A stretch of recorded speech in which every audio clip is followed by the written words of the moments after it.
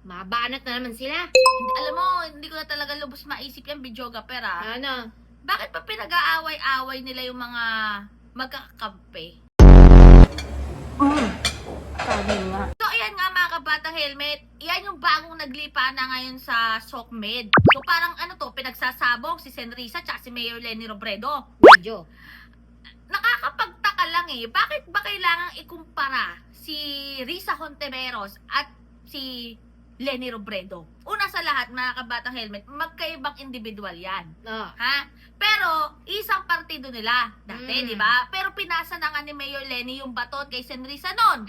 Di ba? Yung sa Liberal Party. Oh. Pero ito lang yung mga batang helmet, isa lang naman din yung pinaglalaban nila. May mga nagawa si Senator Risa Hontiveros, may nagawa din si Mayor Leni Robredo.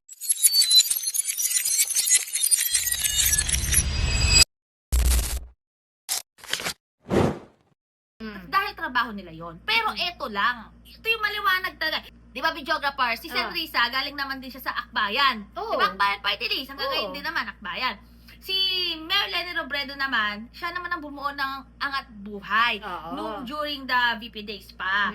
And nung yun nga nangyari nung 2022, kahit alam naman natin tayo ang panalo, naging Angat Buhay NGO na to. Oo. Pero ito lang yan, bakit ba pinagsasabong nyo? Dahil sasabihin nyo, Linetic, ha? Dahil mga panatiko kay Leni Oo. Robredo, yung mga sumusuporta kay Leni Oo. Robredo, mga masyado na kaming panatiko, Oo. at mas maganda at mas madali daw dalhin tong si Senrisa kasi nga daw, yung tipong madaling dalhin, Oo.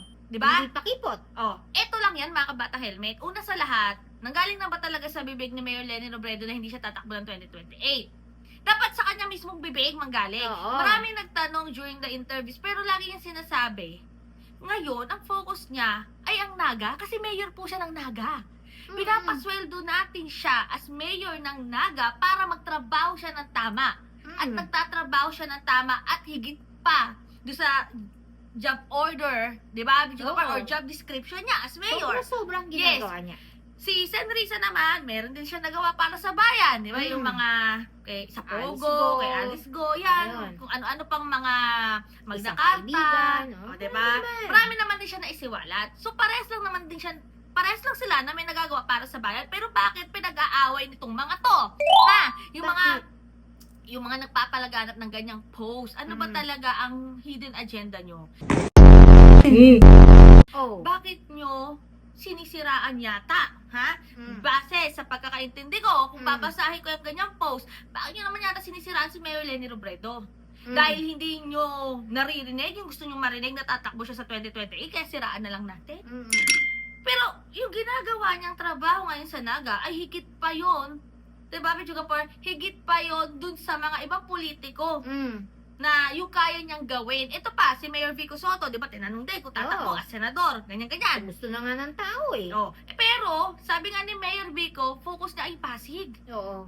Tatrabaho siya for Pasig. Dahil, yun yung trabaho niya ngayon as mayor ng Pasig. Bakit? Yan ang hindi ko maintindihan mga batang helmet. Kaya, alam nyo, may posibilidad talaga yung pagkatalo natin na lumalaban na lumalaban para sa tama at sa katotohanan dahil sa mga ganyang klaseng mga post. Hindi ko na lubos maisip talaga na bakit para may destabilisasyon na ginagawa. Ha? Itong mga nagpo-post na yan. Bakit?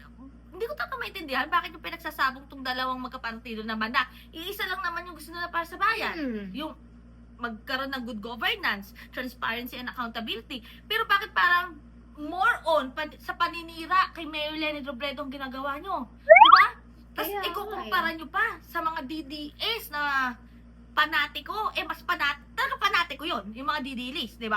Kasi ultimong karton, sinasamba na. At alam naman natin na kung ano yung mali, ano yung tama, pero nandun pa rin sila sa katiwalayan at sa kamalian, diba? Pero ito, sasabihin nyo ng yung mga sumusuporta kay Mayor Leni Robredo ay parang lunatic or linetic dahil fanatic, ganun. Nakakaloka lang talaga kayo. Ito pa, videographer. Ano? Sige. Ito pa yung isang nakikita kong difference lang ba between Senrisa and Mayor Leni Robredo. Sa panahon ni Mayor Leni Robredo, nung siya pa ay VP, wala naman talaga kasi siyang makinarya sa mga social media platforms. Wala. Wala siyang TikTok, halos yung FB niya, ayun, nagre-report lang doon kung anong ginagawa ng OVP. Pero hindi talaga yung may nagla-live, may nagpo-post regularly, kung anong update sa ginagawa ni Mayor Lenny. Pero si Mayor Lenny that time, nakakaabot na sa pinakasulok ng bansang Pilipinas.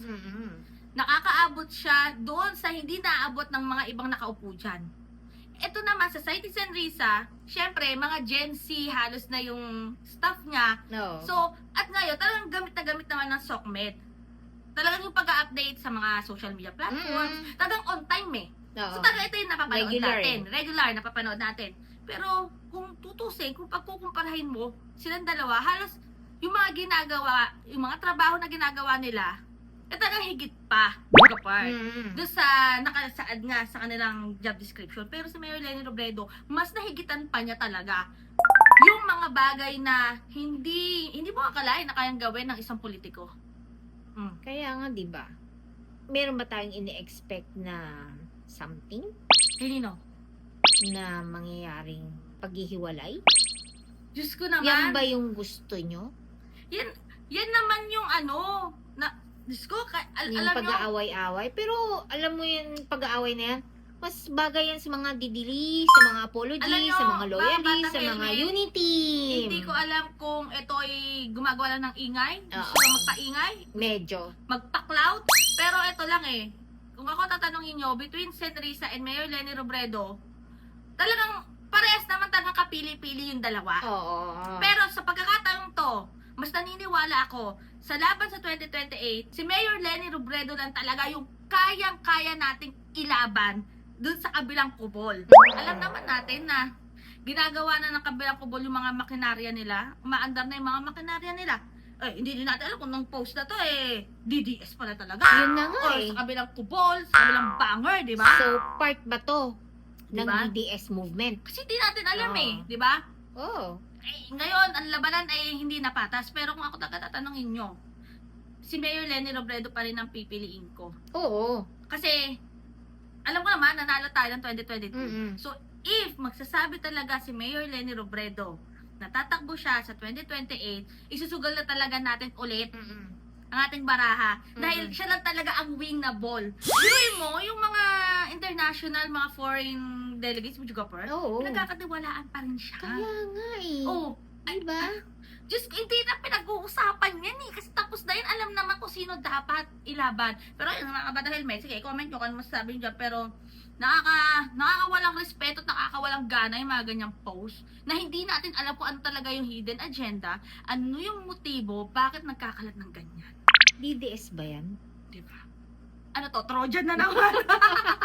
Trojan na naman. Pero yun na mga bata helmet, comment nyo na kung ano masasabi nyo yan. Basta maging Mapanuri. pagmatsyag, Oo. maging mapanuri tayo. Basta stay happy, stay healthy, and stay safe tayo. As always, sabi ko sa buhay niya, helmet and keep getting better every day. God bless everyone. Bye! Kay Lenny tayo! Lenny pa rin ako, pero Siyempre. Video ka par, pag nagsabi si Mayor Lenny Robredo na hindi talaga siya tatakbo. Pag nagsabi siya, Pag yung may- klarong-klaro. Yung galing talaga sa bibig ni Mayor Lenny Oo. Robredo, hindi siya tatakbo sa 2028. Oh, it's Wag- final. Mag-go-go ako kay Senrisa. Oo. Yun lang yun. Oo. Pero, hanggang hindi nagsasabi si Mayor Lenny Robredo pa rin ako. Oo naman, no? Tsaka bakit nyo ba sinisiraan? Nakakalok. Kasi natatakot kayong manalo siya. Bakit? Natatakot kayong manalo si Lenny Natatakot Robredo. kayo? Ay, bakit kayo natatakot?